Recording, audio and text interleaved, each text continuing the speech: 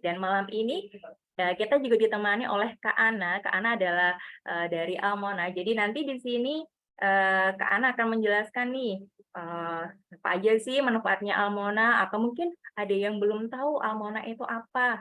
Nah, nanti kita bisa tahu dari Kak Ana. Untuk rundown acaranya untuk malam ini, setelah ini akan ada pemaparan dari Kak Ana, jadi ada perkenalan produk dari Almona, supaya mama-mama di sini juga bisa kenal Almona manfaatnya seperti apa. Lalu setelah itu kita invite, Dokter Sarahnya untuk masuk ke room, untuk menjelaskan materinya sekitar 20 menit. Setelah itu nanti ada, Q&A, jadi ada sesi tanya jawab, nanti bisa ditulis di kolom komentar ya, atau di chat. Jadi nanti bisa ditulis nama, domisili, lalu usia anak, sama pertanyaan ya. Nanti akan dipilih dan untuk dijawab sama Dokter Sarah. Kalau misalnya nanti masih ada waktu, nanti akan kita buka lagi sesi pertanyaan selanjutnya. Oke, karena sudah jam 19.15. Oke, saya persilakan untuk Kak Ana. Silakan Kak Ana, bisa memperkenalkan produk Almona.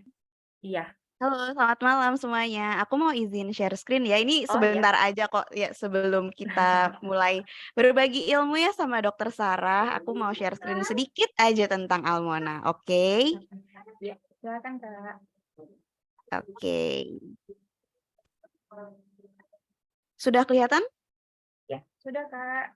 Oke. Ini sebentar aku ada ajak moms semuanya nih nonton video sebentar aja ya. Oke. Inilah cerita di balik keaslian almond Almona yang dibuat dari butiran almond California terbaik melalui proses pemilihan yang ketat dan dihaluskan menjadi bubuk almond asli bernutrisi. Dengan proses pengemasan yang aman dan higienis, kami menjamin kualitas di setiap kemasan Almona. Semua ini kami lakukan untuk memelihara keaslian cinta dan nutrisi Almona di setiap butirnya, agar Moms dapat merasakan kebaikan almond asli. Jangan salah pilih ya Moms, pilih Almona, pilih almond asli. Nah, itu tadi videonya kan udah diceritain banget ya kalau Almona itu almond milk, ada produknya, ada almond milk, ada almond brownies dan almond cookies. Ini produk-produk yang wah pokoknya bergizi dan bernutrisi buat busui, buat bumi yang mau menyiapkan akan menyusui nanti ya. Dan seperti yang tadi dijelasin di video, kita itu terbuatnya dari almond asli, bukan ekstrak almond ya. Jadi dari almond yang dihaluskan. Jadi bener-bener banyak nutrisinya buat dari superfine almond, jadi tetap nyaman di tenggorokan. Beda sama produk susu lain yang kayaknya cuma ekstrak gitu.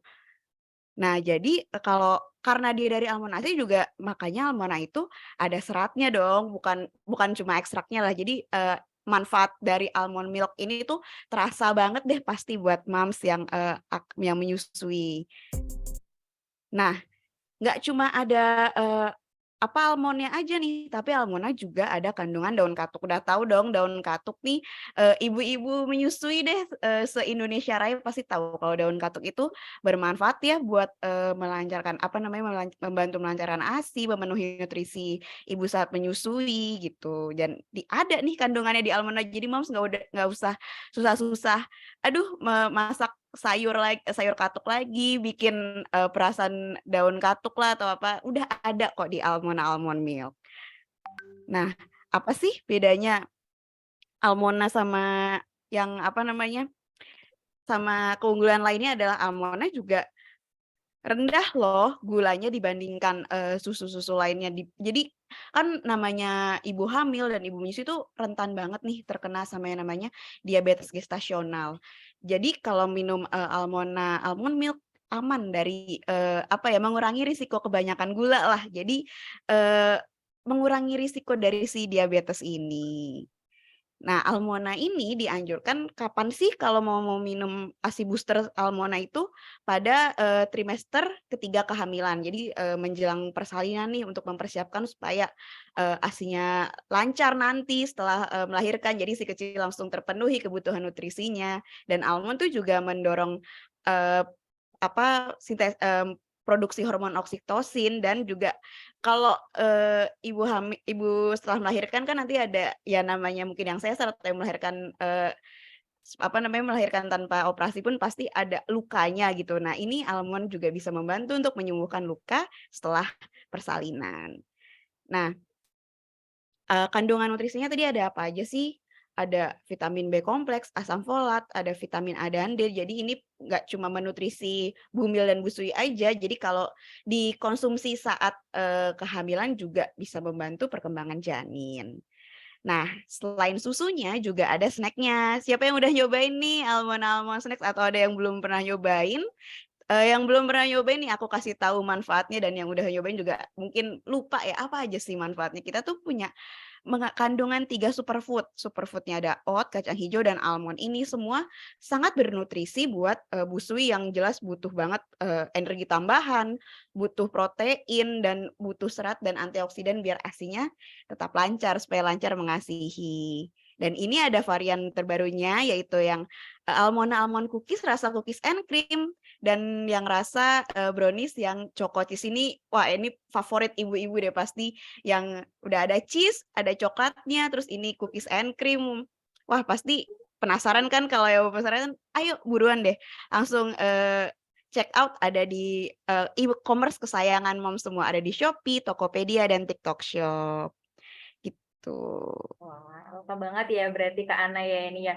Bisa minum susunya Iya, sambil cemilin apa cookiesnya ya.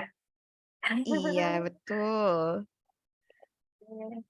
Banget Kalau sih ada baru. yang kalau Oh, ada yang ada mau yang tanya-tanya mungkin nanti bisa di di kolom chat aja atau di grup chat aja. Untuk Oke. mempersingkat waktu aku kembalikan lagi ya ke eh, host kita yang cantik mamnya Denjiro malam ini. Oke, terima kasih Kak Ana dari Almona. Oke, oke, teman-teman, karena sudah jam segini, apakah Dokter Sarah sudah masuk ke room? Coba saya cek dulu ya.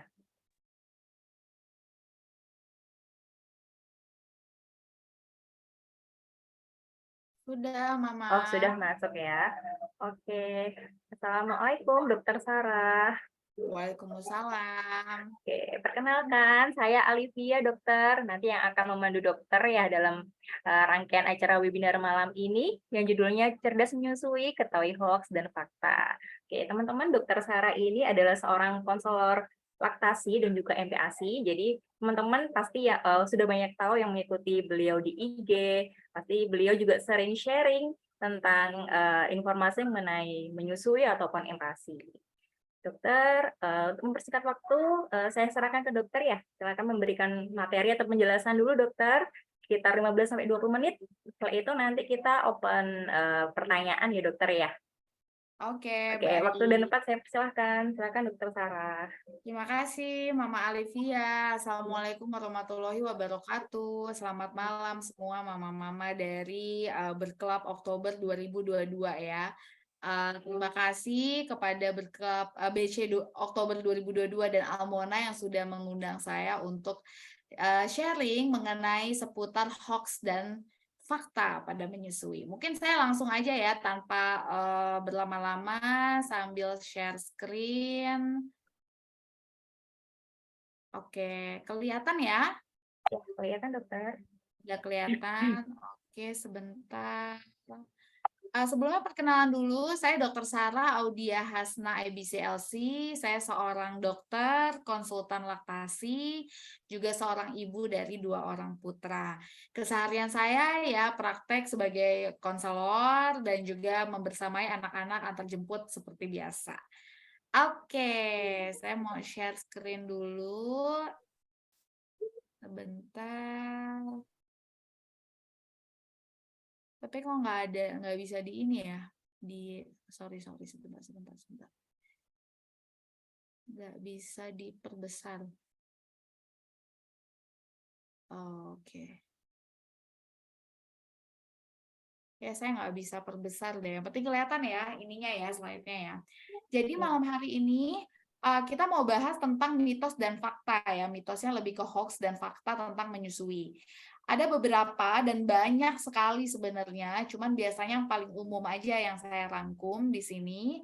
Nanti mungkin kalau ada yang belum jelas bisa ditanyakan di Q&A session. Jadi sekarang kita mau bahas tentang kira-kira hoax atau mitos yang ada di masa-masa sebelum kelahiran. Nah, kita menyebutnya dengan prenatal.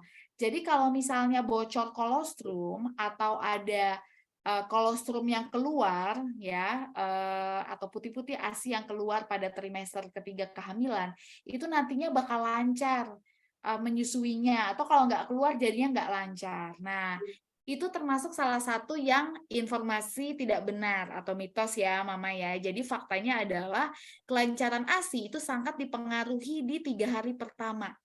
Jadi apakah ada faktor-faktor stimulasi seperti IMD, rawat gabung, kemudian sejak awal bayi diposisikan mendapat pelekatan yang baik, ada stimulasi langsung ke payudara kalau bayinya rawat di NICU, dan segala macam. Walaupun memang ada faktor-faktor penyulit yang menyebabkan ASI itu terlambat keluar, walaupun itu sebenarnya jarang ya. Salah satunya adalah diabetes gestasional yang tidak terkontrol, kemudian riwayat penyakit hipotiroid yang tidak terkontrol. Oke. Nah, pada saat hamil itu perlu pemijatan payudara secara rutin pada trimester 3 agar ASI lancar. Padahal Apa ayam? Ini bunda kan lagi. Oke, mungkin saya minta tolong kepada host, ada yang kebuka mikrofonnya langsung di-mute ya. Terima kasih. Nah, kemudian tadi hoax tentang mitos adanya pemijatan rutin tuh perlu gitu biar ASI lancar. Padahal sebenarnya faktanya pemijatan rutin pada saat umur kehamilan belum memasuki cukup bulan itu tidak disarankan, justru dihindari. Kenapa? Karena stimulasi payudara yang ada malah merangsang si oksitosin, hormonnya kontraksi payudara dan kontraksi rahim. Belum waktunya, tapi sudah dirangsang. Kalau misalnya itu terus dilakukan secara rutin berbahaya. Ya, khawatir dari kontraksi-kontraksi palsu akhirnya bisa menstimulasi adanya kontraksi persalinan dini. Oke. Kemudian ada juga yang bilang wajib. Nah, wajib ya konsumsi suplemen ASI booster pada saat kehamilan trimester ketiga. Jadi pada penelitian itu ternyata belum ditemukan adanya bukti ilmiah hubungan antara konsumsi suplemen-suplemen herbal ini pada saat kehamilan trimester ketiga. Dan ada beberapa kandungan di dalamnya, salah satunya adalah fenugreek yang justru dihindari. Kenapa? Karena pemicu kontraksi dini pada saat sebelum cukup bulan. Jadi booster itu sifatnya suportif, dia membuat mama happy, membuat mama senang. Kemudian memang beberapa kandungan herbal itu bisa menstimulasi keluarnya produksi kelenjar ASI. Tapi kalau tidak dibarengi dengan pengosongan payudara yang rutin, kemudian posisi pelekatan yang baik, itu juga biasanya tidak terlalu berefek langsung gitu ya. Oke, kemudian beberapa hoax atau mitos yang pasca lahir atau postnatal kita sebutnya. Jadi dibilang ASI belum keluar ini artinya nggak keluar sama sekali ya, itu wajar di 3 hari pertama. Faktanya, ASI yang betul-betul tidak keluar di 3 hari pertama itu masuk dalam kondisi yang namanya red flag atau tanda kewaspadaan atau kita sebut dengan keterlambatan tahap pembentukan ASI di fase yang kedua. Atau kalau bahasa medisnya delayed lactogenesis tahap 2. Biasanya karena apa? Karena yang paling sering karena kondisi maternal dari ibu. Misalnya, tadi diabetes gestasional yang tidak terkontrol, ada riwayat operasi pembesaran payudara atau pengurangan segmen payudara. Terus misalnya ternyata ibu ini tidak IMD atau ternyata ada perdarahan pasca salin yang cukup berat, nah itu memang bisa menghambat keluarnya ASI. Tapi sebenarnya faktanya si ASI itu sebenarnya udah keluar, walaupun baru beberapa tetes, karena bayi juga memang butuhnya kan masih sedikit. Nah disinilah yang penting sekali stimulasi sejak awal, yaitu dengan IMD, rawat gabung segera dalam 6 jam pertama, langsung diajari posisi pelekatan yang baik, itu biasanya menstimulasi ASI di awal-awal. Dan mindset itu penting banget ya, ASI cukup itu sangat penting untuk keluarnya ASI pertama kalinya. Oke. Nah, kemudian ASI yang warnanya bening awal-awal kolostrum tuh nggak baik, jadi sebaiknya dibuang aja. Dan pernah dengar nggak kayak gini? Ternyata faktanya justru kolostrum itu adalah cairan hidup pertama yang betul-betul manfaatnya tuh luar biasa banyaknya. Salah satunya sebagai antibodi pertama, faktor pertahanan tubuh untuk bayi. Kemudian di dalam kolostrum itu banyak sekali pencahar. Zat pencahar. Zat pencahar buat apa sih? Untuk membantu pengeluaran pigmen kuning atau bilirubin lewat kotoran bayi. Biar bayi kita nggak terlalu kuning tuh. Biasanya kalau bayi kita nyusunya kurang benar atau misalnya asupan ASI-nya dia kurang dapat maksimal, dia cenderung bilirubinnya lebih tinggi karena nggak keluar lewat kotoran. Disertai dengan BAB yang warnanya gelap dan badannya sangat kuning atau bilirubinnya tiba-tiba naik sampai di atas 13 di hari kelima atau keenam. Kemudian di kolostrum itu juga mengandung sel-sel hidup ya atau pertahanan tubuh. Faktor-faktor antibakteri semuanya ada di situ. Oke. Nah, wajar kok kalau misalnya puting nyeri saat menyusui. Padahal faktanya sebenarnya nggak wajar. Puting nyeri saat menyusui itu adalah suatu tanda bahwa ada permasalahan dari pelekatan si bayi saat menyusu. Jadi bayi itu kalau nyusu, pelekatan yang dalam, itu areola sebagian besar itu masuk ke dalam mulutnya. Dan mulutnya betul-betul terbuka lebar, bibir atas bawah memble, dagunya nempel ke payudara, gitu ya.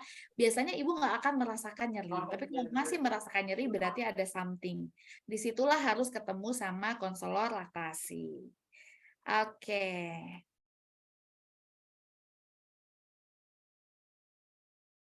Nah, kemudian ibu dengan payudara kecil, ini juga mitos ya, berarti menghasilkan ASI yang sedikit. Nah, jadi faktanya banyak tidaknya ASI itu nggak dipengaruhi sama ukuran payudara kecil atau besar, tapi justru dari stimulasi seberapa sering bayi itu menyusu. Tapi kalau misalnya ibu merasa sejak awal payudaranya seperti tidak tumbuh dari zaman ibu masih baru haid pertama, remaja, kemudian bentuknya asimetris atau bentuknya sangat menggantung, nah itu perlu ketemu sama dokter, ya baik itu dokter kandungan atau dokter laktasi misalnya, untuk melihat ada masalah nggak di anatomi payudaranya, walaupun kejadiannya jarang, gitu ya. Oke, lanjut ya. Puting kecil terbenam besar akan menyulitkan bayi menyusu dengan benar. Faktanya sebenarnya ada beberapa teknik menyusui dengan kondisi puting seperti ini. Jadi teorinya nyusu itu kan di areola ya, bukan di puting. Walaupun kalau kita nggak belajar teknik, wajar itu susah. Tapi ketika kita belajar teknik yang tepat, misalnya pada kasus puting yang besar menonjol atau puting yang sangat terbenam, terus kita pakai teknik yang football yang dari samping, football position, terus payudaranya disangga agak dipipikan, itu biasanya bisa membantu bayi untuk mencapai areola. Makanya kenapa kalau ibu pasca bersalin di rumah sakit yang betul-betul sayang ibu dan anak dan pro ASI, itu pasti ada konselor laktasi yang visit, yang ngajarin dengan beberapa penyulit seperti itu, gitu ya. Nah, sebelum menyusui, ibu perlu mencuci putingnya agar bersih. Ini mitos ya. Jadi sebenarnya cukup oleskan ASI aja sebelum dan sesudah menyusui, karena di kulit puting ibu, areola ibu juga ada prebiotik alami yang dibutuhkan bayi untuk membentuk koloni grup bakteri baik di ususnya. Nanti kalau misalnya ada bakteri jahat yang masuk, kejadian diare, itu ada perlindungan sendiri di bayinya. Oke, dan ini beberapa mitos lain, misalnya produksi ASI ditentukan oleh seberapa banyak hasil perahan ASI, itu hoax ya. Jadi hasil perahan ASI itu nggak mewakili ibu sebenarnya menghasilkan berapa sih. Sekali lagi kalau pakai breast pump itu sangat variatif. Semuanya tergantung dari corongnya tuh fit apa enggak, sesuai enggak sama puting ibu. Terus daya hisapnya gimana, terus kualitas breast pump-nya gimana, kemudian spare part-nya apakah masih baik atau enggak. Tapi kalau bayinya itu nyusu dengan pelekatannya baik, ya kemudian indikator kenaikan berat badannya bagus, ibu nggak merasa ada keluhan apa-apa di payudara, disitulah biasanya berarti mewakili ASI ibu cukup untuk bayi. Yang paling bagus itu adalah cukup. Berlimpah juga pusing. Ibu-ibu dengan kasus oversupply itu juga cukup melelahkan gitu ya. Kemudian bayi menyusu harus langsung di 2 payudara. Karena yang sebelah kanan itu makanan, yang sebelah kiri minuman misalnya supaya bayi kenyang. Itu hoax ya. Jadi bayi itu sebenarnya paling tahu kapan dia lapar dan kapan dia kenyang. Pokoknya susui aja di 1 payudara sampai benar-benar selesai.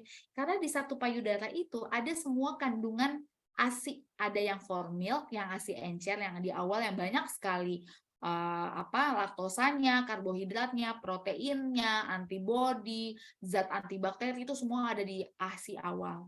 Dan sampai ke ASI akhir yang lemaknya banyak sekali. Jadi biarkan bayi menyelesaikan di 1 sesi payudara. Tapi kalau bayi itu minta lagi yang satunya, misalnya lagi growth spurt, lonjakan hormon pertumbuhan, yang kita kasih gitu ya. Oke. Kemudian, nah ini bayi harus menyusu 2 jam sekali. Ini mungkin sering nih dengar nih. Jadi faktanya sebenarnya bayi itu dia nggak kenal jam. Bayi itu menyusu tidak dijadwal. Kecuali kasus bayi prematur yang kadang bahkan dia suka lupa napas. Jangankan lupa nyusu, dia lupa napas pada. Nah itu mesti dijadwal. Tapi kalau bayi yang cukup bulan, dia tuh tahu kapan dia harus minum, kapan dia lapar, kapan dia kenyang. Kalau kita biasakan dia on demand, ya nanti dia akan memberikan sinyal sendiri. Karena 1,5 jam dia bisa minta, 1 jam bisa minta. Tapi kalau misalnya dia tidur, ini newborn ya, kalau misalnya dia tidur sampai lebih dari 2 jam atau 2,5 jam, tetap ditawarkan. Karena ada beberapa kasus bayi yang tidak terstimulasi atau nggak rawat gabung sama ibunya di atas 10 jam itu cenderung lebih ngantuk dan lebih sering tidur. Kalau kayak gitu gimana? Sering skin to skin, dirangsang distimulasi untuk menyusu gitu ya. Prinsipnya on demand sesuai dengan tanda lapar bayi. Ini tanda lapar bayi. Tanda lapar bayi itu ada 3 fase. Fase yang pertama itu biasanya dia mukanya masih tenang, masih enjoy, masih damai, tapi dia udah nyari ke kanan ke kiri, lidahnya udah melet-melet. Kalau misalnya kita colek-colek di sekitar mulut dia udah kayak mau ngambil, itu tanda fase pertama. Early hunger cues. Kalau yang kedua, itu biasanya tangannya udah mulai masuk-masuk ke dalam mulut.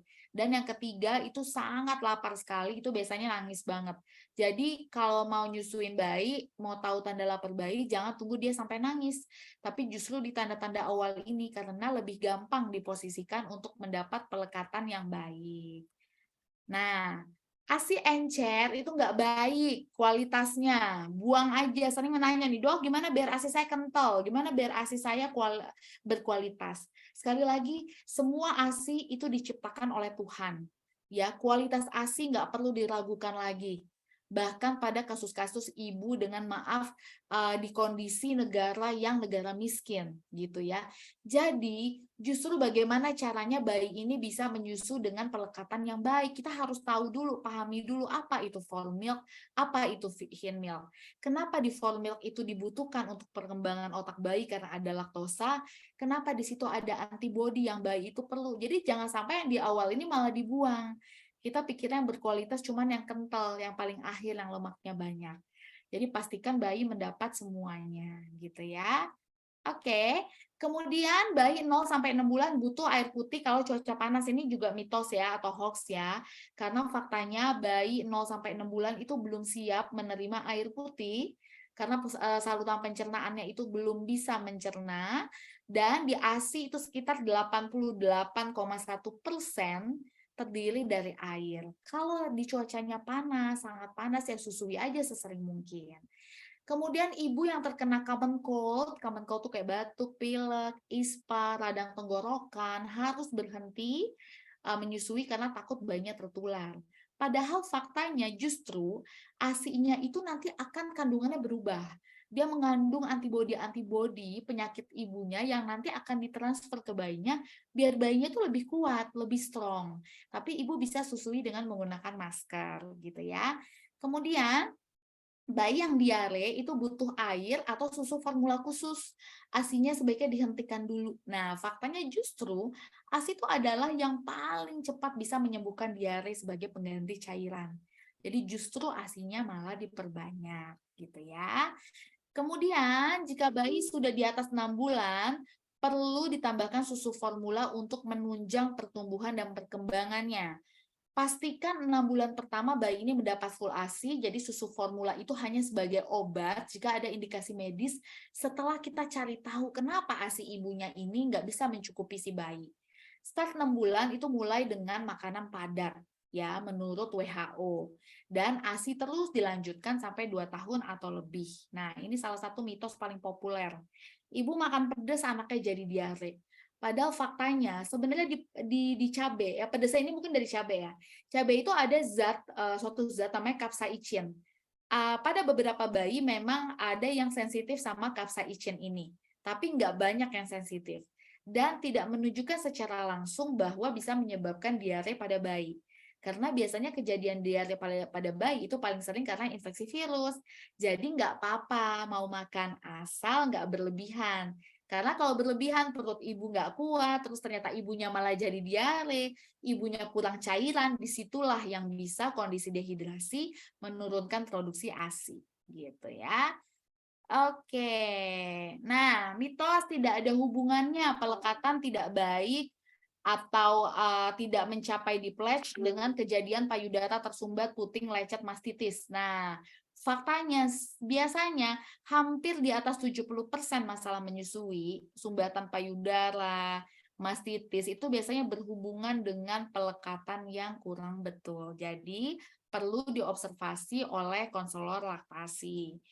Kemudian bayi yang terus rewel bisa jadi ASINya kurang sehingga perlu ditambah nih langsung susu formula.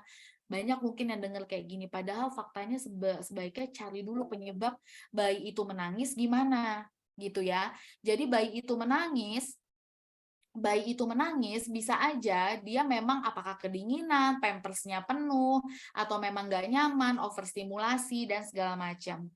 Kemudian, misalnya mitos tiba-tiba bayi saya seperti minta nyusu terus.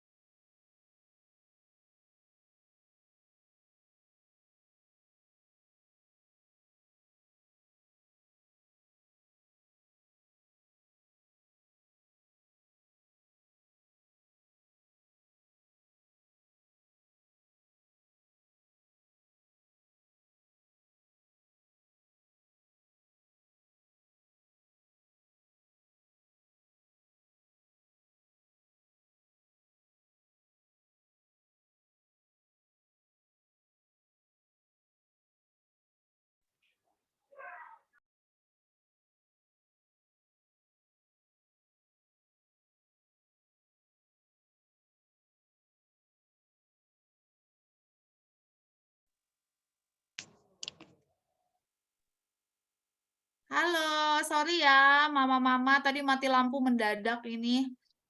Slide saya masih kelihatan ya? Masih ya, Mama Alvina?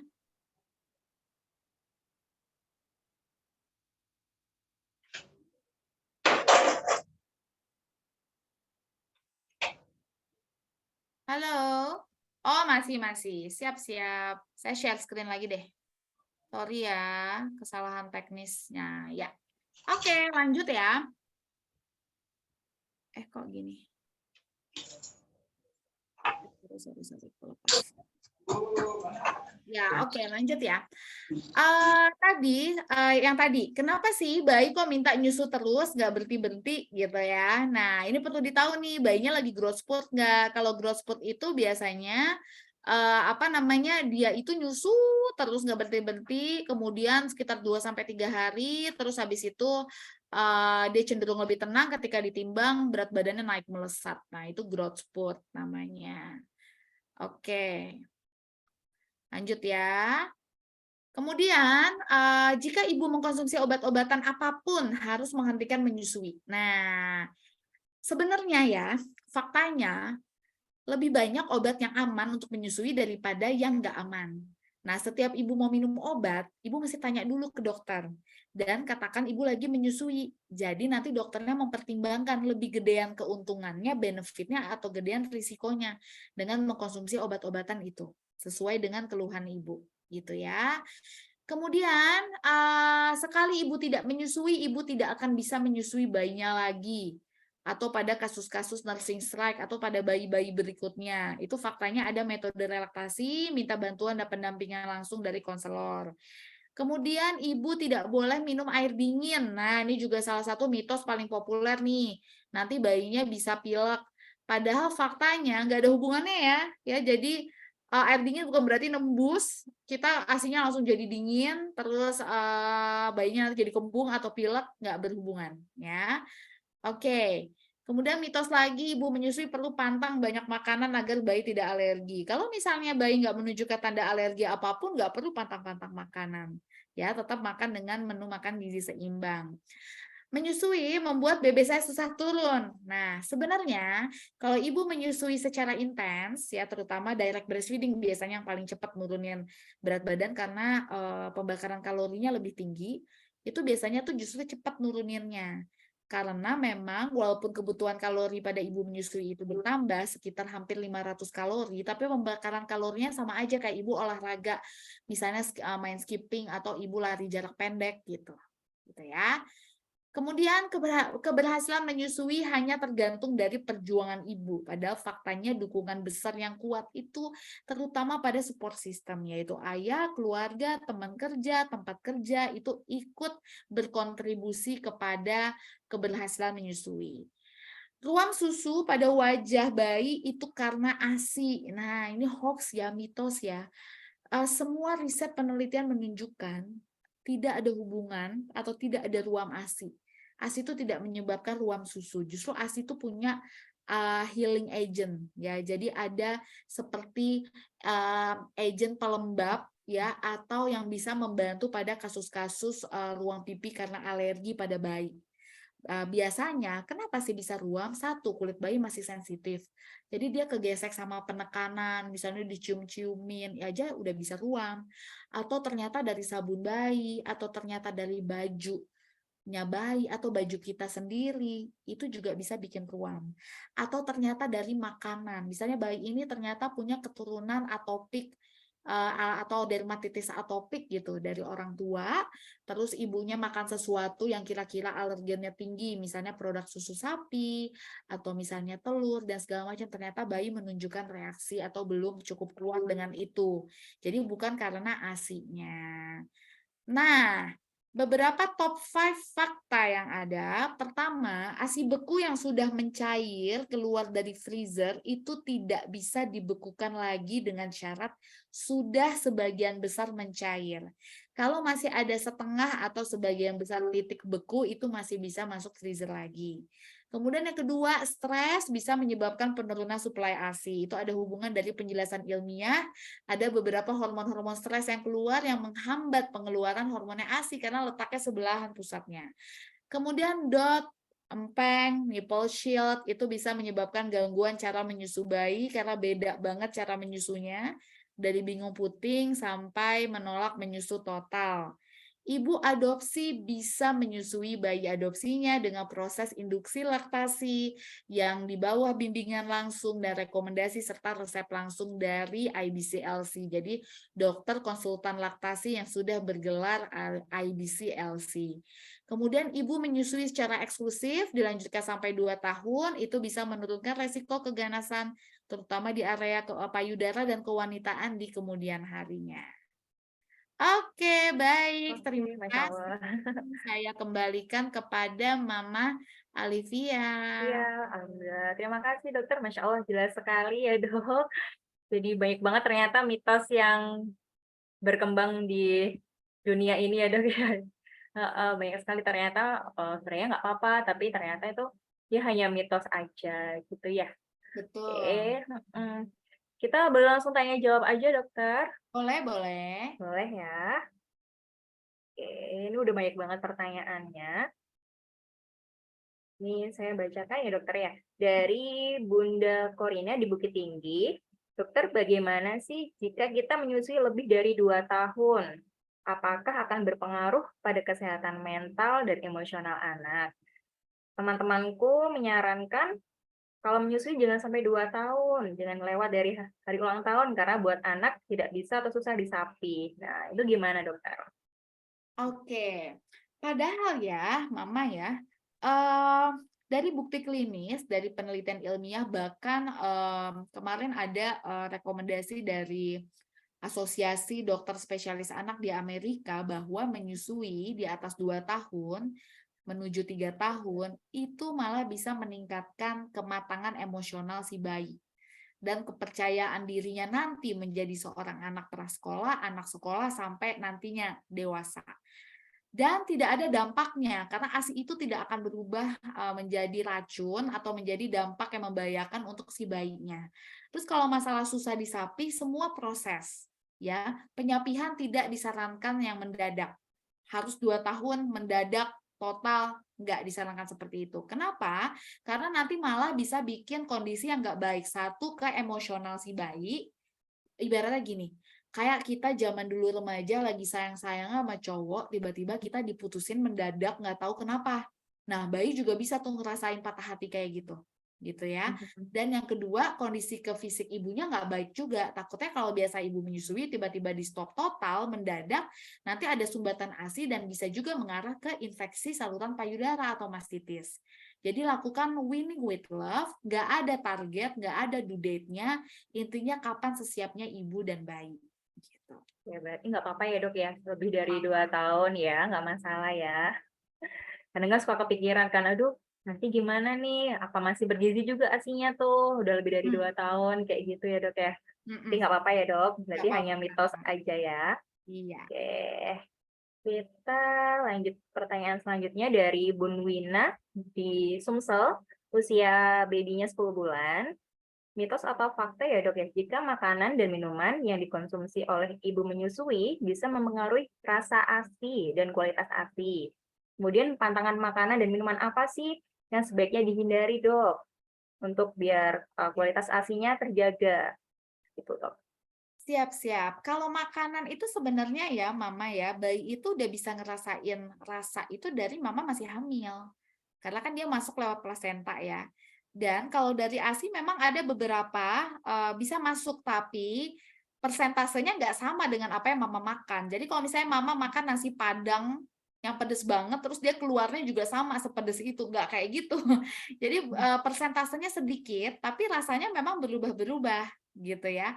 Rasanya berubah-ubah dan bayi bisa merasakan, tapi dalam persentase yang sedikit. Dan itu tidak mempengaruhi kualitas. Sebenarnya gini, semua ASI yang diciptakan oleh Allah itu sudah berkualitas. Tapi ada beberapa penelitian menunjukkan pada mama yang status gizinya itu underweight ya atau malnutrisi berat, itu memang ada beberapa kandungan lemak yang turun di ASI atau beberapa mikronutrien, misalnya seperti zinc, magnesium itu biasanya turun tuh. Tapi kan rata-rata jarang ya ibu-ibu dengan underweight gitu loh. Biasanya status gizinya baik atau malah cenderung ke over sebenarnya, ke overweight gitu. Jadi nggak apa-apa, nggak perlu diragukan lagi kualitasnya. Yang penting mama ya jaga aja makanannya, namanya kita dikasih amanah menyusui bayi gitu ya kita jaga makanan, jangan sampai kita makan cuma 1 kali sehari, misalnya cuma nasi sama mie instan gitu, itu kan jelas gizinya nggak ya cuma full karbo gitu, nggak ada yang lain gitu ya. Jadi sebenarnya nggak apa-apa sih. Terus pantangan ya, pantangan itu kalau makanan sebenarnya busu itu lebih bebas daripada bumil. Kalau bumil kan nggak boleh yang mentah-mentah ya, kemudian harus matang sempurna. Tapi busui boleh, mau makan yang mentah, mau makan steak yang medium well, atau yang rare sekalipun, boleh-boleh aja asal bersih. Tapi memang pada beberapa minuman, contohnya misalnya kopi. kopi itu kan mengandung kafein, tapi kafein nggak cuma ada di kopi, kafein juga ada di teh, ada di coklat, dan batasan kafein kalau dari CDC itu nggak boleh lebih dari 300 mg sehari. Jadi ya itu, pokoknya lihat aja 300 mg kurang lebih ada di satu cangkir kopi. Kalau mama minum satu cangkir bayinya susah banget tidur dan kayak lebih rewel ya stop dulu sementara gitu. Itu dok ya, kafein itu yang perlu dihindari berarti ya. Iya. Nggak boleh berlebihan intinya ya dok ya. Nggak boleh berlebihan. Merokok juga sama ya, alkohol juga gitu ya. Baik, kita lanjut lagi ya dokter ya. Pertanyaannya soal banyak, semoga bisa mewakili ya ini ya. Ini ada Bunda Adelia dari Tangsel, usia babynya 9 bulan. Dokter, anakku menyusui cuma mau sebelah kiri dan selalu menolak yang sebelah kanan. Tapi akhir-akhir ini kalau udah haus banget, dia nyusu sebelah kanan tapi kayak mual gitu dok. Nah, apa benar banyak yang bilang asinya bisa basi kelamaan nggak disusui, jadi harus dibuang dulu. Mitos atau fakta dokter? Mitos ya. Mitos. Jadi ASI itu nggak bisa basi gitu ya. ASI itu udah sempurna banget diciptakan. Dia nggak bisa, ASI pernah bisa basi kalau penyimpanannya nggak tepat gitu. Tapi ASI yang di payudara mamanya nggak bisa basi. Proses basinya juga nggak masuk akal gitu ya. Jadi itu mitos. Kemudian kalau bayi ibu nggak sukanya punya preferensi menyusui di satu payudara, coba deh diingat-ingat lagi di awal-awal menyusui bayi newborn. Nah, ibu lebih nyaman di payudara yang mana? Kadang sebenarnya bayi itu ngikutin kita kok Bu, gitu ya. Jadi kalau misalnya kita lebih enak di yang sebelah kiri, yang sebelah kanan, kayaknya kita ngerasa lebih nyaman nih bayinya gitu. Ya akhirnya bayinya ngikutin gitu. Atau ternyata flow yang sebelah tuh lambat, atau flow yang sebelah lebih deres, jadi dia nggak terlalu suka. Terus ya udah diikutin aja di ini bayinya. Akhirnya bayinya juga ngikutin ibunya juga gitu. Akhirnya memilih ke payudara yang satunya. Terus kenapa yang sebelahnya dia kayak mau muntah ya? Karena dia nggak biasa menyusui di satunya di payudara yang satu, dan mungkin kalau payudara itu nggak diperah sama sekali, didiamkan, biasanya payudara yang satu yang tadinya kan masih aktif ya, tapi karena yang satunya nggak disusui, dia sudah mulai ke arah penyapihan asinya. Jadi rasanya udah mulai Beda asin ya dok? lagi.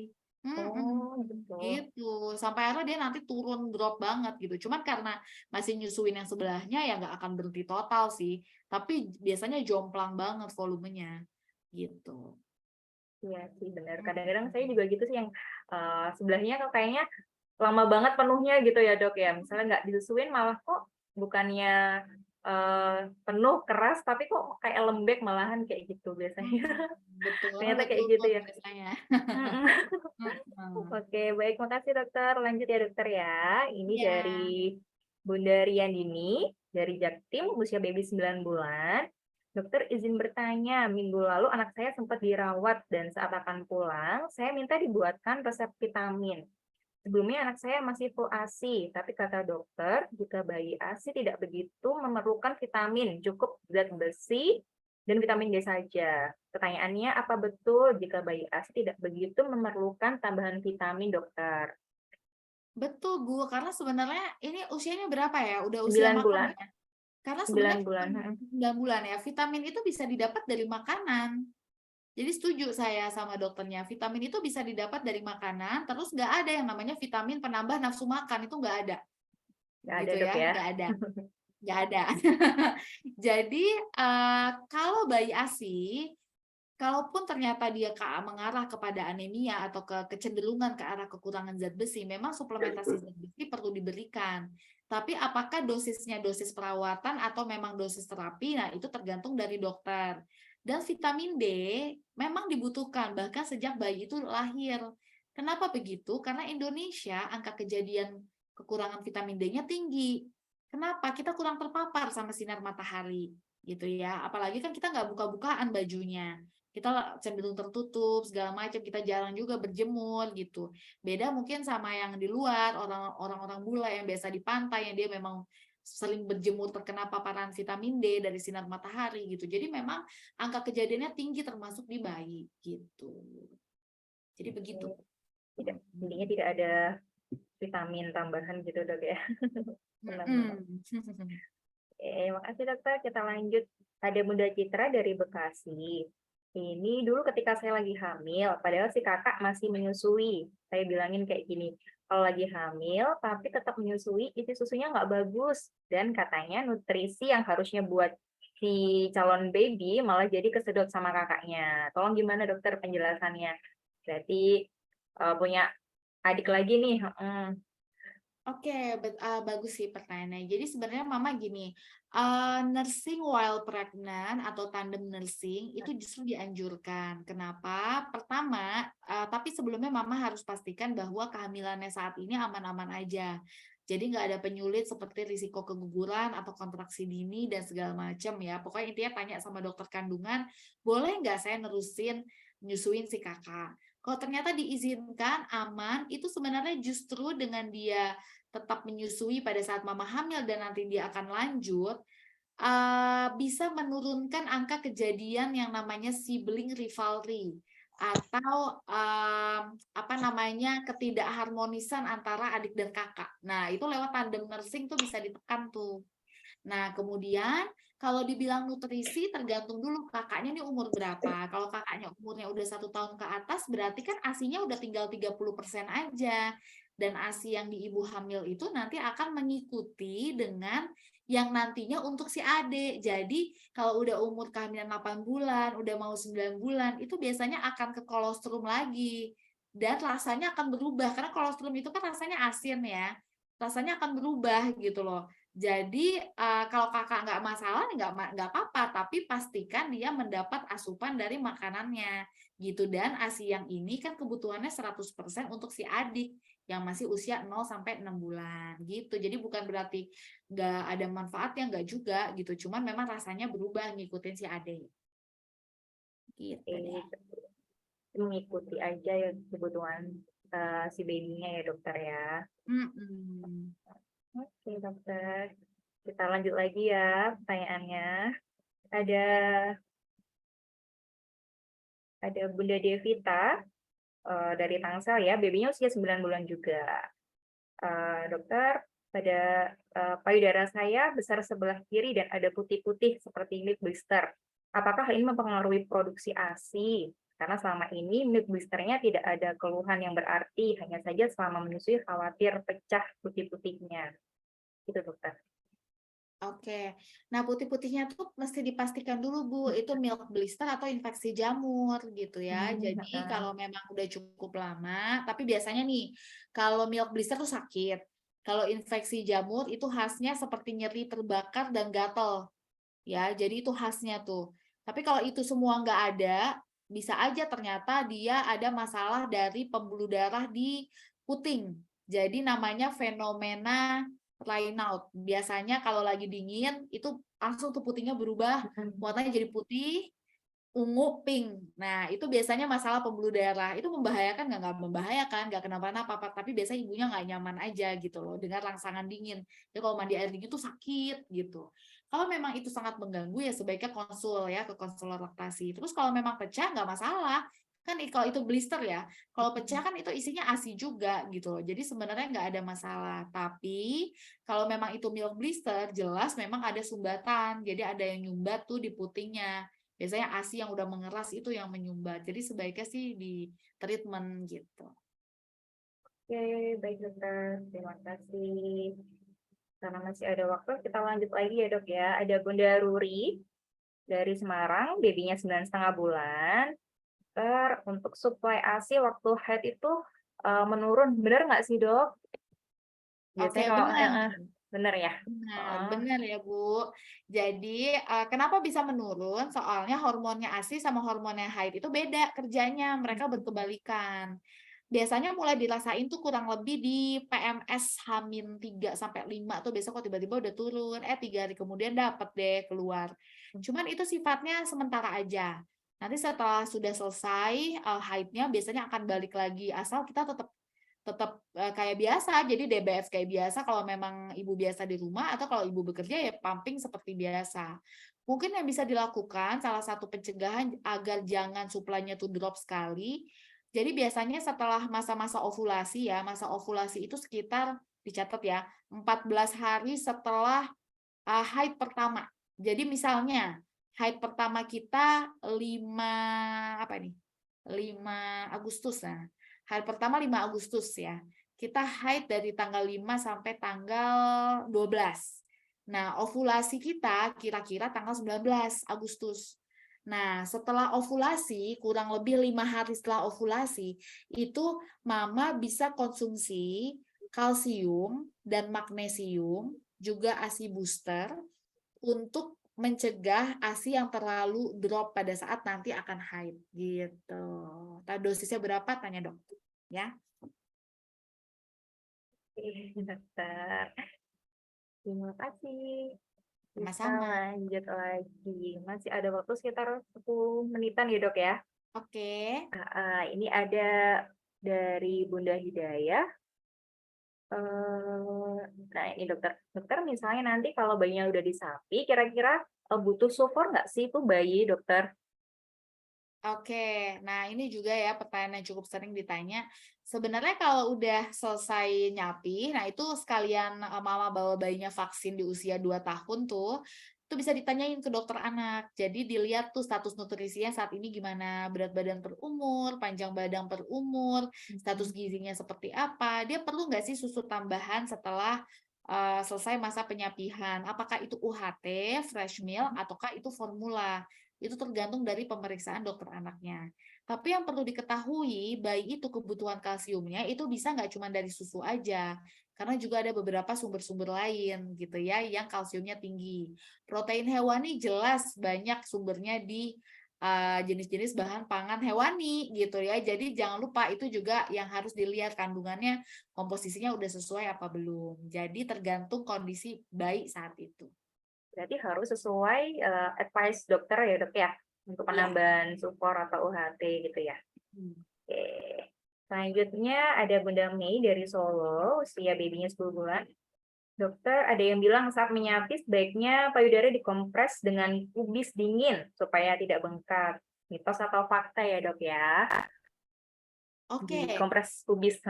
Pertanyaan bagus nih. Jadi sebelum tahun 2022 memang kompres kubis atau kol dingin itu salah satu metode apa ya istilahnya ya, metode tradisional ya yang bisa dilakukan di rumah sebagai penanganan pertama kalau payudara busui lagi bengkak. Tapi ternyata mulai tahu kan ilmu itu terus berkembang. Jadi ada banyak para dokter-dokter klinisi ilmuwan yang terus melakukan penelitian. Sejak 2022, Academy Breastfeeding of Medicine itu mengeluarkan penelitian terbaru bahwa kompres kol dingin itu nggak terlalu berimbas baik gitu, nggak terlalu berefek positif pada payudara yang bengkak. Kenapa? Ada beberapa tapi itu nggak kita samaratakan ya. Ada beberapa kol yang tidak dicuci dengan bersih itu malah mengandung bakteri gitu, dan akhirnya bakteri itu bisa mengganggu lah keseimbangan bakteri baik di kulit payudara. Lebih tepatnya sih kayak gitu. Jadi lebih disarankan kompres ice pack daripada kubis dingin. Itu sejak 2022 sih. Memang belum banyak yang tahu, makanya kadang informasi terbaru, ilmu terbaru itu perlu terus diupdate gitu. Oke, dokter. Terima kasih. Berarti sarankan tidak ya, Dok ya? Oke, terus selanjutnya ada pertanyaan dari Bun Zahra di Surabaya, usia babynya 7 bulan. Jadi dok, misalnya ada anakku lagi sakit, nah misalnya aku minum obat nih, itu ngefek ke bayi atau tidak? Terus misalnya bayinya yang sakit, nah ibunya aja yang minum, bayinya nggak usah, nah seperti itu. Gimana dokter? Oke, itu yang kedua jelas mitos ya. Kalau yang pertama tadi sebenarnya sempat saya jelasin. Jadi obat-obatan itu mostly itu aman buat busui. Jadi sebenarnya kalau kita di dunia medis, kategori obat yang aman buat menyusui itu ada tingkatannya. Ada tingkatan yang level 1 sampai level 4. Kalau level 1, level 2 itu cenderung masih aman. Tapi level 3, 4 dipertimbangkan untuk nggak dikasih. Lebih banyak yang di awal, lebih banyak level 1, 2 obat-obat. Jadi antibiotik itu banyak yang aman daripada yang enggak. obat demam anti nyeri itu lebih banyak yang aman. Tapi ada beberapa obat-obat bius yang itu nggak aman. Cuma kan kita nggak mungkin konsumsi obat bius sendiri ya, gitu ya. Dan ada beberapa juga obat injeksi anti hipertensi, salah satunya pada kasus-kasus preeklamsi, itu bisa menghambat keluarnya ASI di awal-awal. Tapi sekali lagi, dokter ngelihat tinggian manfaatnya dengan dikasih obat ini atau tinggian risikonya. Kalau ternyata cuma ini satu-satunya obat, ya itu mau nggak mau harus dikasih. Tapi kalau kayak obat-obat standar itu sih mostly aman. Tapi sekali lagi, ibu perlu konsul kepada dokter, bilang ibu adalah ibu menyusui. Jadi dipertimbangkan dipilih obatnya yang juga yang aman. Terus yang kedua, kalau bayinya sakit, sangat tidak direkomendasikan ibunya yang minum obat dengan dosis full dengan dosis tengah. Diharapkan si dosis tengah itu bisa masuk ke bayinya. Itu nggak ada hubungannya. Jadi pastinya kita tuh rumit banget, kita nggak tahu berapa persentase obat yang kita minum yang bisa nembus ke ASI dan keluar ke bayi. Dosisnya tuh tercapai atau enggak. Jadi itu ada rumusnya, Bu, dan itu rumit banget. Biasanya farmasi aja kewalahan gitu untuk ngitung-ngitung rumus pastinya. Jadi yang paling tepat adalah ya bayinya diobatin. Kalau bayi itu kan dosisnya sesuai berat badan dia saat itu gitu. Jadi dia yang ditangani, bukan ibu yang minum obat. Karena pasti nggak akan tercapai dosis yang diharapkan untuk menyembuhkan bayinya. Gitu. Oke, baik, berarti memang harus ke babynya ya dok ya, supaya tepat. Betul, Oke, kita lanjut. Ini agak panjang sedikit sih dok. Jadi ada Bunda Monica, babynya masih 1 bulan. Bayi 1 bulan, ketika nyusu sering gumoh dokter, kemudian minta nyusu lagi. Nah itu gimana ya dok ya, dikasih jeda atau nggak apa-apa disusuin aja? Oke, Bayinya kalau 1 bulan. umur 1 bulan ini biasanya kita masih main yang namanya bagaimana pelekatannya, apakah pelekatannya betul, apakah posisinya sudah tepat, apakah pelekatannya dalam, bisa jadi bayi itu sebenarnya biasa gumoh. Ya, karena kenapa? Saluran pencernaannya tuh belum matang, Bu. Jadi ibaratnya kalau kita ada cairan atau makanan yang masuk lewat kerongkongan, itu kan langsung diterima sama lambung, dan cincinnya si kerongkongan tuh langsung nutup untuk mencegah si makanan itu balik lagi ke atas. Tapi kalau pada bayi itu dia nutupnya lambat. Jadi kalau posisinya nggak benar sedikit, ya perubahan kepala sedikit, dia wajar aja dia tiba-tiba keluar lagi gitu loh. Itu wajar, tapi yang jadi nggak wajar kalau berlebihan dan sampai ya berlebihan lah intinya. Lu setiap nyusu muntah. Nah sekali lagi dilihat posisi pelekatannya gimana. Kebanyakan udara nggak yang masuk gitu ya.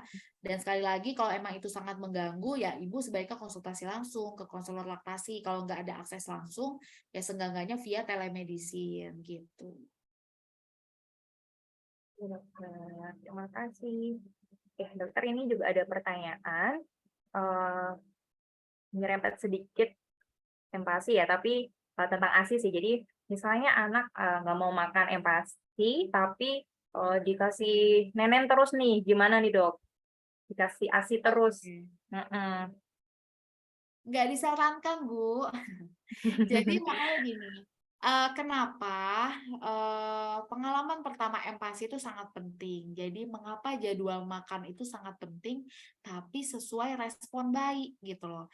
Jadi bayi itu juga tidak kita didik secara militer. Jadi jam segini harus makan, 30 menit, selesai, nggak gitu. Stres bayinya pasti. Tapi kita ngikutin responnya, pokoknya ya disesuaikan aja. Misalnya jam 7, jam 8 udah waktunya makan, tapi jam 7 ternyata dia lagi capek banget tuh malamnya, kayaknya habis bepergian. Jadi jam 7 belum bangun, baru bangun jam setengah 8, terus kayaknya happy, udah kelihatan lapar. Nah, disitulah mulai sarapan. Itu dibiasakan semenjak sedini mungkin pas umurnya 6 bulan. Kemudian kalau dia full ASI, ya berarti kasihlah jeda mungkin sekitar habis makan, dia minta dimandiin dulu, selesai mandi nyusuin boleh nggak apa-apa, boleh-boleh aja, asal jangan sampai kurang lebih 1 sampai 1,5 jam menuju makan berikutnya malah nyusu gitu. Kalau kayak gitu dia nggak ngerti nanti tanda lapar kapan tanda kenyang, kecuali bayinya lagi sakit ya Bu. Tapi kalau bayinya nggak sakit terus-menerus kayak gini, nanti dia akan memilih, oh yaudah deh nenen aja, kalau aku tantrum dikit paling nanti dibolehin nih, pikirannya baik. Kalau aku ngamuk-ngamuk dikit pasti dibolehin juga gitu. Jadi kalau dia nggak mau, stop, udah. Ya udah, kemudian kita alihkan dulu gimana, nanti kan dia mulai mengenal tuh ya, tanda lapornya mulai lagi makan gitu. Jadi jangan sampai dialihkan, apalagi udah umur-umur 9 bulan, di atas 1 tahun. Nah, itu udah pastinya udah kebutuhannya makin turun lagi. Gitu. Oke, dokter. Terima kasih. Boleh satu lagi pertanyaan ya, Dok ya. Boleh. Nah, ini dari Bunda Atika di Bandar Lampung. Babynya belum lahir. Beliau bertanya, dokter, sebenarnya untuk ibu bekerja itu gunanya pumping kenapa harus pumping ya, Dok? Soalnya baca-baca dari IG-nya dokter itu kalau misalnya ibu bekerja harus wajib pumping kayak gitu, Dok. Saya kenapa sih gitu kan sementara pumping itu kan mahal katanya gitu. Oke. Breastfeed Alat ini breast apa? pump-nya ya. Ya breast pump-nya mahal kayak gitu, Dok. Oke, baik. Sekarang saya kembalikan lagi ke Ibu. Kalau misalnya Ibu bekerja, Ibu kan bekerja beberapa jam. Nah, bayinya di rumah, kalau Ibu bekerja nanti minum apa, Bu? Gitu. Berarti minum ASI perah juga kan? Kalau misalnya bayi mau dapat ASI perah, berarti kan mesti diperah tuh, mesti dipumping. Nah, di pumpingnya sebenarnya berapa investasi dari breast pump itu sesuai dengan budget yang Ibu miliki aja, karena breast pump itu kan variatif ya. Ada yang manual, atau sejak dini Ibu belajar bagaimana memerah payudara dengan tangan. Minta ajari bidan konselor, minta ajarin konselor laktasi misalnya yang perawat, atau yang dokter memang kalau ada di situ minta ajarin pakai tangan, marmet namanya tekniknya. Jadi nggak wajib kok punya breast pump, tapi sebenarnya breast pump itu hadir untuk memudahkan aja. Kalau misalnya kerjanya sangat mobile, kemana-mana, agak sulit kalau pakai tangan, jadi kita bisa langsung pasang atau diselipkan di balik bra gitu ya. Jadi bisa lebih enak. Karena ya kalau memang bayi itu haknya bayi untuk mendapatkan ASI. Nah, gitu. Jadi kalau memang ASI ibunya nggak ada masalah medis, ya disitulah perjuangannya. Jadi pumpingnya kapan? Ya itu kurang lebih 1 bulan menuju bekerja. Awal-awal mah belajar di direct breastfeeding dulu. Sama karena ibu lagi hamil, rekomendasi dari WHO, ibu perlu nih ikut kelas-kelas persiapan menyusui. Nanti akan buka wawasan ibu, ya akan open insight-nya ibu, brainstorming gimana sih ASI itu kok sebegitunya harus diperjuangkan? Kenapa sih kita mesti ketemu konselor dari masa kehamilan gitu? Jadi itu dulu yang disiapin sebelum nanti bekerja. Sudah harus persiapan dulu ya, dokter ya, berarti. Oke, Masya Allah. Terima kasih, dokter. Sudah tepat jam 8.15. Banyak banget tadi pertanyaannya. Jadi kita udah tahu nih gimana mitos faktanya. Ternyata selama ini yang berkembang di masyarakat banyak mitosnya ya, Dok ya. Iya. Semoga nanti bunda-bunda semua jadi ngerti, oh iya, oh berarti ini mitos nih, aku nggak perlu percaya deh. Kayak gitu ya.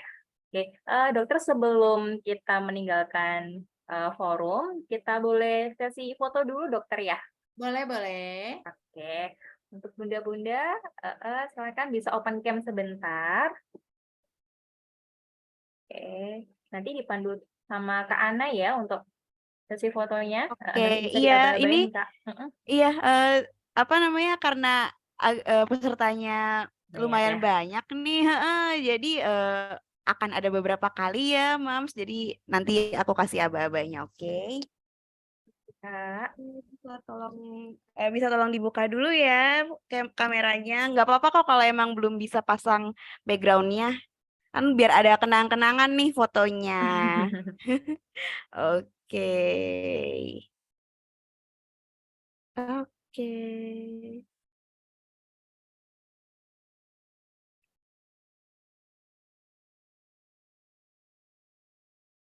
Bentar ya. Oke, ini untuk yang pertama dulu ya, untuk foto pertama dulu ya, sebentar. Oke. 1, 2, 3.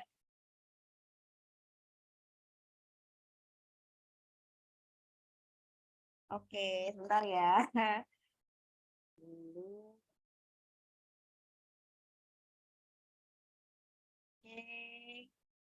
Ini mesti banyak yang izin off cam ya, nggak apa-apa ya. Oke. Foto lagi ya. Ayo yang belum on cam yang mau kelihatan, oke. Oke, kayaknya banyak yang off cam nih sebentar. Oke, lagi ya. 1, 2, 3. Sip. Oke, ini kayaknya masih pada off cam semua nih. Ada yang Iya, izin DBF, iya. Jadi kayaknya untuk kayaknya 2 dokumentasinya sudah ada semua. slide Iya. aja Kak. Iya. Makasih ya Kak Ana. Iya, sama-sama. Terima kasih juga, Mama Denjiro. Terima kasih, Dokter Iya, Sarah. Dokter Sarah, terima kasih banyak ya dokter ya sudah meluangkan waktunya untuk bersama Sama-sama. kami di webinar Om malam Denjiro, Kak. ini. Mohon maaf dokter jika ada kekurangan, jika ada salah-salah. Semoga kita bisa ketemu lagi di event selanjutnya ya dokter Sarah. Amin, amin. Amin, terima kasih. Untuk mama-mama mungkin mau menyampaikan rasa terima kasih ke dokter Sarah, silakan. Terima kasih, Sebelum Dok. meninggalkan forum. Sama-sama. Sehat Kembali selalu ya Mama. dokter. Terima Sehat kasih, Dok. juga ya, Mama. Semoga bisa ketemu lagi. Oke, untuk mama-mama semua, mohon tidak meninggalkan grup dulu ya, karena akan ada absensi terakhir. Nanti silakan dicek di grup. Mohon tidak meninggalkan grup dulu karena ada door prize-nya juga. Nanti akan diumumkan kemudian ya. Untuk nanti akan ada 5 review terbaik ya dari webinar malam ini. Jadi untuk mama-mama semua bisa mereview apa sih yang mama-mama dapat semua di webinar malam ini. Nanti bisa tag Dokter Sarah, Almona, dan juga BC Oktober ya. Oke. Oke, dari saya cukup sekian. Mohon maaf jika ada kekurangan selama memandu acara. Semoga kita bisa ketemu lagi di webinar selanjutnya bersama Almona dan BC Oktober 2022. Selamat malam semuanya. Terima kasih ya Kak Ana. Iya, sama-sama Terima kasih semuanya. Bunda semua. Selamat istirahat. Selamat malam Bisa semuanya. meninggalkan, Terima kasih. ya, bisa meninggalkan Zoom-nya, tapi tetap stay di grup ya Bunda. Oke.